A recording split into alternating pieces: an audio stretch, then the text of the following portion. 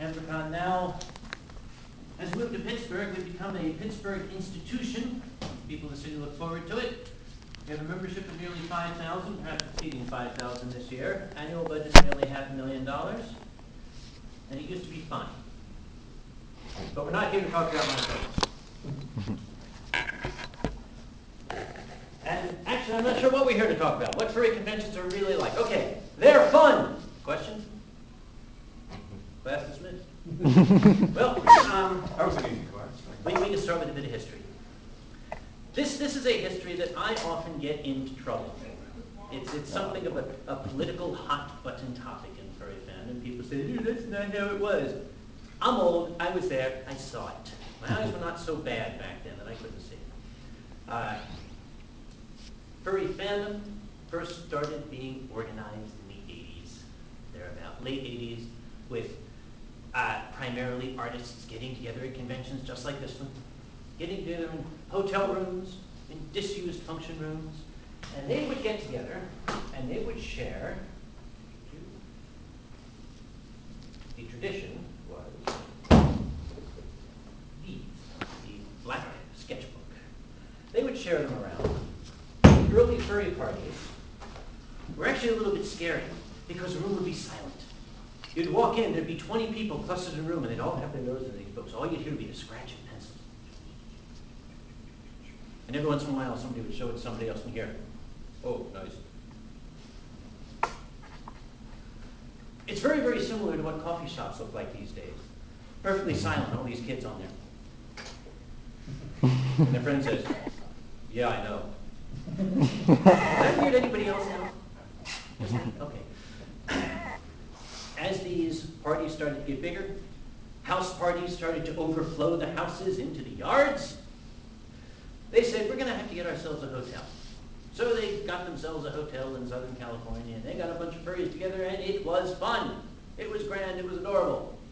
So the next year, they really had a big party. They started getting people from out of town.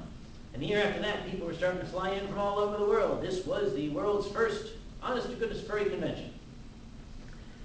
Something happened after about the 4th or 5th year that this convention was operating. I don't know what happened. There are different stories, different arguments, different opinions. For whatever reason, a presence started to show up at the convention. I am not going to use the word undesirable. That's a terrible word, and it's judgmental of it. But there were some folk that I personally would not like to have my picture taken next to, showing up at the conventions. People dressed in, outlandish, colorful costumes with their hair. Well, let me use a different example here. People dressed in like nothing, things like that.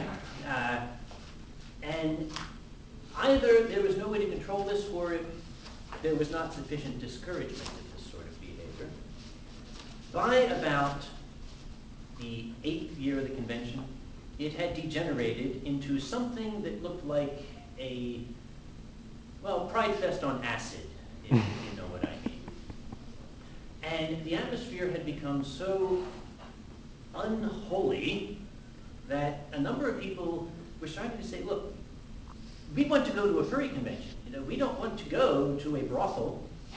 We don't want to walk into the lobby and see what we've been seeing. So, when this little convention started up in Albany, they decided to slap some more stringent rules on it. You are not allowed to do this sort of thing. You must wear some article of clothing, to cover, at minimum, the naughty bits. And strangely enough, that convention took off in popularity, while one in California sort of fizzled down to nearly nothing. It was not for a while. It's quasi back now, but don't hear too much about it. That little convention in Albany was, of course, Albany Africon.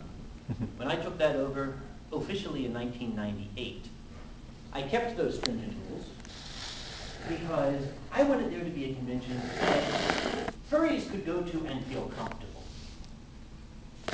I noticed today is that almost all the other furry conventions have adopted those same draconian, some people have even accused them of being puritanical rules. I don't consider them puritanical. But then again, my little old goes to these conventions. That was my biggest concern. My little tiny, frail, white-haired mother was going to these conventions. I was not going to have her exposed to gentlemen with assless chaps, leading each other around on leashes and such like that. Not going to happen. At least that was the theory. There is adult artwork at furry conventions. We keep our adult artwork over there, behind a curtain, behind a wall, tastefully hidden.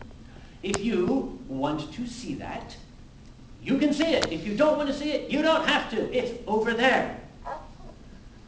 Everything was perfectly fine. My theory was sound. Until one day I caught my frail little white-haired old mother over there. And I said, out, out, out now, out, out, out. And she said, no, I want to see the art. I said, you do not want to see the art. She said, I want to see the art. And she's going around looking at all the art, and I'm following behind her. Oh, God. Who's Doug Winger? I don't know. I've never met him. Oh, God. No, and then she said, why do they make the penises so small?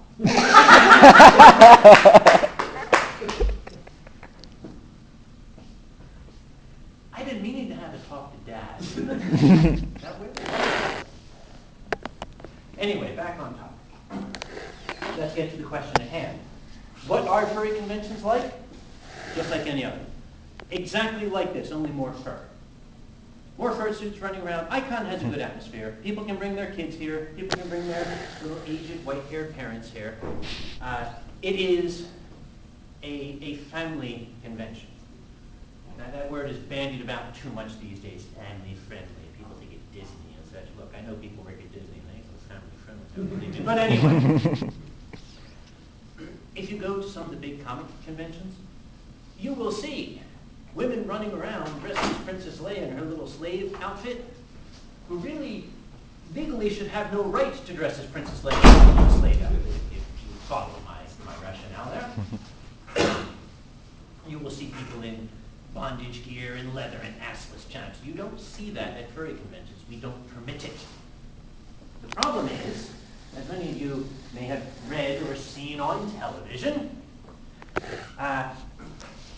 that first convention left a lasting impression in the eyes and the imagination of the public. And that's an image we've been trying to fight ever since. You know, just even to illustrate that point, I drove up here with Gideon, whose art is in that section.